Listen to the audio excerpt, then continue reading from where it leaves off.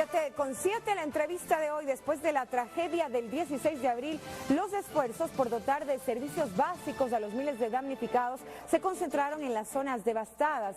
El gobierno se ha trazado varios objetivos como el plan de reconstrucción y también la reactivación económica en los lugares afectados. Pero ¿qué sucede con los niños y niñas que se quedaron, por ejemplo, sin hogar y muchos de ellos incluso sin padres?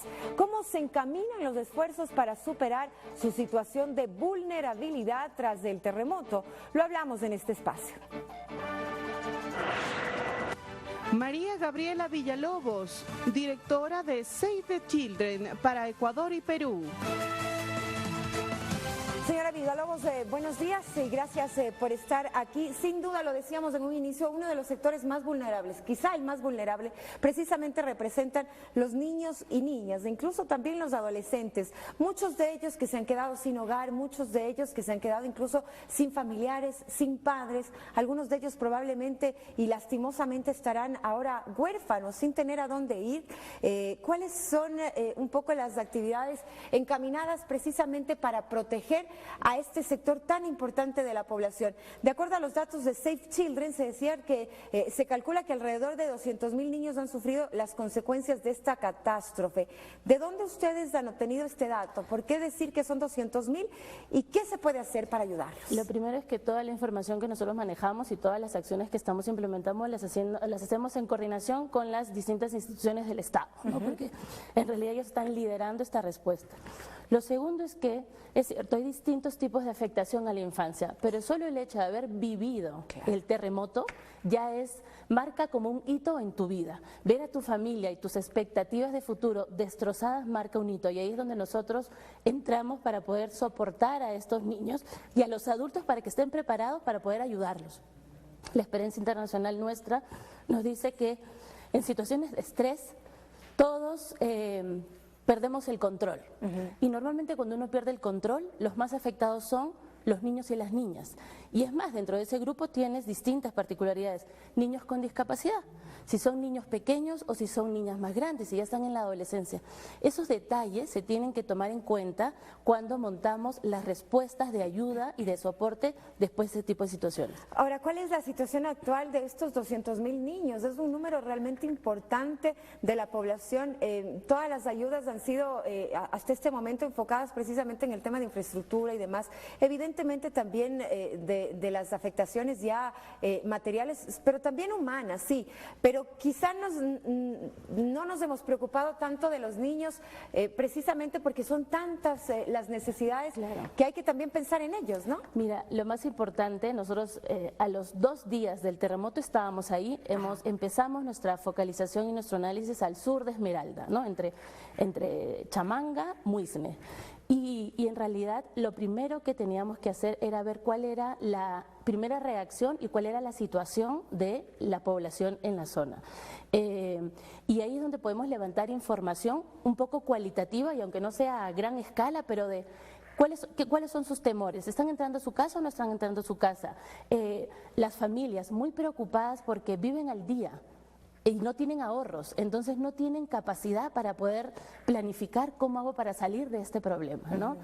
En ese contexto es cierto que lo primero que se tiene que resolver, y eso es en cualquier respuesta humanitaria en el mundo, es agua y comida, porque es como la sobrevivencia inicial, ¿no? Exactamente. Y después de tener eso bastante controlado, ya empezamos a implementar estrategias muy profundas sobre apoyo psicosocial, nosotros estamos trayendo kits para poder trabajar en lo que le llamamos espacios amigables para la infancia, con distintos grupos de niños según sus edades, para que empecemos a abrir nuestros sentimientos, a sacar los miedos, las frustraciones, etcétera, y poder volver a encontrar el sentido del día a día. El sentido de que tengo que volver a la escuela, de que tengo que ser un buen estudiante, de que puedo reconstruir el espacio donde estoy, o si es necesario, también es importante, adultos y niños, ser conscientes de si es necesario movernos a una zona segura, tenemos que movernos. Y además creo que también rescatar la conciencia de que no se ha perdido todo, es decir, de que a partir de este hecho tan lamentable, tan trágico, tan duro,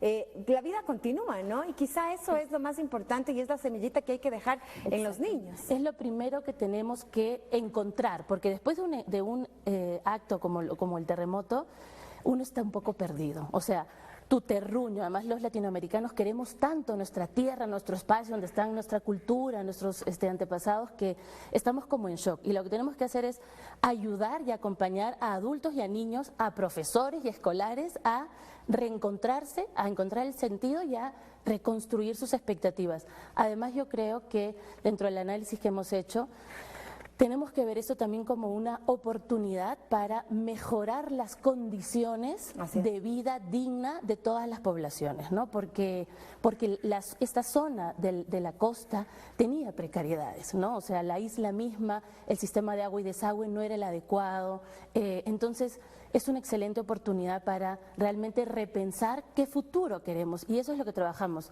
en los espacios amigables. Ahora en las escuelas, escuchaba al presidente hace un rato, estamos ya en Chamanga apoyando al Ministerio de Educación para empezar con talleres con profesores, porque no es fácil que los profesores vayan a la escuela y digan, ok, vamos a aprender a sumar y a restar. No, ellos tienen también que gestionar sus miedos para poder estar listos y acompañar a sus alumnos a gestionarlos. Lo importante es que este paso tan importante ya se está dando, y es decir, se lo va a hacer en la mayor cantidad de poblaciones afectadas, supongo yo, ¿verdad? Mira, en realidad ya se está dando, y nosotros hemos planificado una, entre comillas, primera respuesta de 6 meses, pero lo cierto es que esto recién empieza. O sea, todos tenemos que ser conscientes que este proceso recién empieza. O sea, ¿y que tardará más de 6 meses? Por supuesto, porque las reconstrucciones, el volver a definir tu proyecto de vida y que tus familias identifiquen cuáles van a ser sus medios de vida, si ya no está la camaronera o si necesito tener otro tipo de actividades para repensar mi futuro, eso demora, y demora a nivel emocional y familiar, y demora también a nivel de infraestructuras. O sea, esto no se va a resolver de la noche a la mañana. Y ahí también es muy importante, nosotros como Cooperación Internacional sabemos, cuando hay un desastre, en los primeros meses viene mucha gente, ¿no? De estados, de privados y qué sé yo.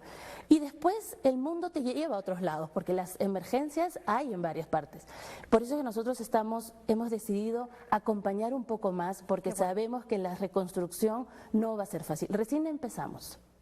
Y ustedes se quedarán al menos 6 meses, pero podría extenderse más la colaboración también. Por supuesto. Nosotros como Save the Children, antes del terremoto, ya tenemos un programa aquí desde hace años. Y hoy estaba enfocado en el norte de la frontera con Esmeralda, porque dentro de nuestro análisis era la zona más vulnerable por la migración, los refugiados, etcétera. Entonces, en realidad, nuestro trabajo está ahí y continúa ahí. No estábamos ni en Manabí ni en el sur de Esmeralda. Y es ahora donde ahora estamos, y queremos diseñar también una estrategia más a mediano plazo, porque sabemos que la reconstrucción no va a ser tan fácil. El análisis que ustedes han hecho hasta ahora, ¿qué les dice? ¿Qué datos les han revelado, por ejemplo, del Estado, también ya de estos niños, de los menores y demás, y también un poco de la atención que se ha brindado hasta ahora? En realidad, nuestro análisis y son las recomendaciones que podemos dar a los que están apoyando y a las propias familias. Es muy importante que prestemos atención a las diferencias, a las particularidades, a los grupos distintos, ¿no? Porque cuando uno está en situaciones regulares y más aún en emergencia, tiendes a pensar en las mayorías. O sea, con esto resuelvo, no sé, el problema de 5.000. Ya, pero siempre hay un 1.000 o un 500 que tienen necesidades distintas. Pensemos en niños y niñas con discapacidad. Pensemos en niñas adolescentes. O sea, cada grupo tiene una particularidad, ¿no? Y necesitamos estar atentos a esas particularidades. Lo otro es, aprendamos los adultos sobre todo a gestionar nuestras frustraciones, porque si no es muy fácil que yo como adulto me desquite con alguien y sea violento con niños y niñas. Entonces, tenemos que... antes si estamos molestos, respiremos. No vayamos a enfrentar una situación si no podemos nosotros mismos controlar nuestra ira. Importante pensar precisamente en aquello, ¿no? Que es el momento ya de enfocarnos en esas particularidades, y creo que a eso se están ya yendo los esfuerzos, ¿no? Exactamente, es el momento, porque si no... estamos encaminados a aquello. Estamos encaminados, pero tenemos que ponerle más energía, tenemos que ponerle atención, necesitamos más recursos. Nosotros estamos buscando recursos afuera del país para poder traerlos, y necesitamos estar atentos, que la cotidianidad no nos saque de mirar las particularidades y a los niños y a las niñas como un grupo muy importante de atención. ¿Cuántas personas trabajan con ustedes en la Fundación, en Save the Children? Nosotros aquí en Quito tenemos una operación más o menos hoy como de 10 personas. ¿Pero en territorio? En territorio tenemos como 15 personas. Hemos ¿Son rápidamente... nunca es suficiente, pero estamos articulando con actores locales, porque también sabemos que no podemos solucionar Save the Children todos los problemas. Entonces, esto que estamos haciendo con el Ministerio de Educación, por ejemplo, lo estamos articulando con una socia local nuestra que está en Esmeraldas, que se llama Serpag, y tenemos a 3 educadoras de ellos que están acompañándonos. O sea, tenemos que articularnos con los actores locales, porque ellos se quedan por siempre, ¿no? Nosotros, por más de que querramos, bueno, estaremos, no sé, 5 años o lo que sea necesario, pero no somos esmeraldeños, ¿no? Y un trabajo articulado, ¿no? Precisamente entre instituciones privadas, personas que quieren colaborar de manera voluntaria, autoridades también nacionales, locales, sociedad civil. Creo que esa es la clave. Eso es muy importante, y es importante también saber que antes de un terremoto ya hay muchas redes que trabajan, porque sabemos por experiencia internacional que cuando hay una catástrofe todo el mundo desespera por ayudar. Entonces, hubo coordinación, hay coordinación, siempre se puede mejorar, pero es importante que coordinemos y que no nos desgastemos y que no perdamos las oportunidades y que no dupliquemos trabajo, porque trabajo hay para todos y tenemos mucho por hacer. Y para largo, además. Sí. Muchísimas gracias por esta acción que están haciendo también en nuestro país. Son las 7:18. Gracias. Gracias Un buen a día para ustedes. usted. Gracias. Nos vamos a un corte y regresamos con más.